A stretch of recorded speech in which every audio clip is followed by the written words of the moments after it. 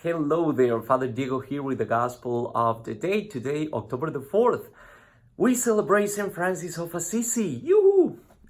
Beautiful saint. And this is something interesting about St. Francis of Assisi. He's not a doctor of the church.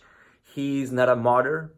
And yet, he is one of the greatest influencers in our Catholic Church, in our spirituality. I think Francis of Assisi is such an important figure in our spirituality, whether or not you know much about his spiritual journey or his spiritual heritage to the church. He's such an important figure.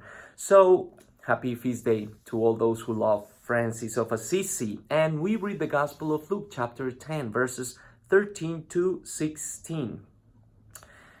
Jesus said, "Woe to you, Chorazin! Woe to you, Bethsaida! For if the mighty deeds done in your midst had been done in Tyre and Sidon, they would long ago have repented, sitting in sackcloth and ashes.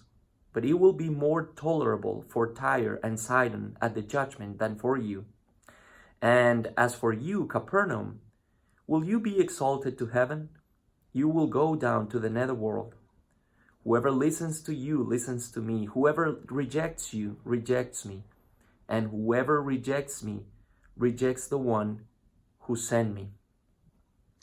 All right, remember that yesterday the gospel ended saying this indication to the missionaries, to the disciples. If some town doesn't welcome you, so just go out and shake the dust off your feet as a sign against them. It seems like the task of the proclamation of the kingdom of God wasn't wasn't an easy task for them as they face rejection everywhere they go. And today's gospel, Jesus is kind of lamenting, reproaching those cities because of the lack of faith and the lack of welcoming to this proclamation of the kingdom. And Jesus is saying to these cities, is shame on you, because all those signs, all those wondrous deeds that were performed in the midst of you should be a sign of the presence of God for you to understand the kingdom of God, the coming of the kingdom of God, the presence of God among them. So this gospel makes me think about the things we take for granted.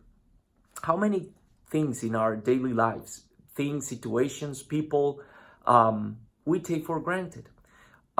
Things that we might think we deserve because we work hard to get them, or things that we might think is our right to have it.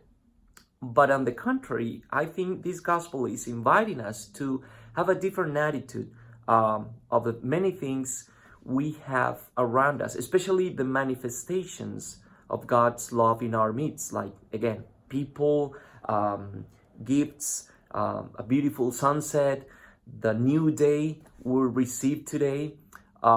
We should develop this kind of gratitude, this attitude in life, gratitude. And I think that's one of the important lessons from St. Francis of Assisi, to be grateful for the many things we perceive out there. The book of nature, the book of life, who speaks clearly, distinctively of the presence of God in our lives, like this beautiful plant that I received yesterday.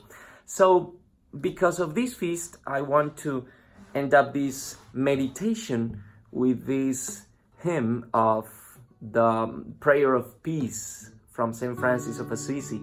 Probably you might know this song, so sing with me. O Master, grant that I may never seek too much to be consoled as to console, to be understood as to understand,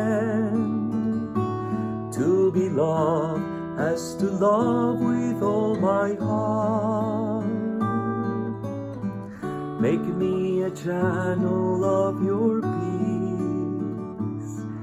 channels of peace, agents of peace. All right, have a happy Friday, everyone, and cheers to everyone. I'll see you on Monday with the message of the gospel. Salud y chao.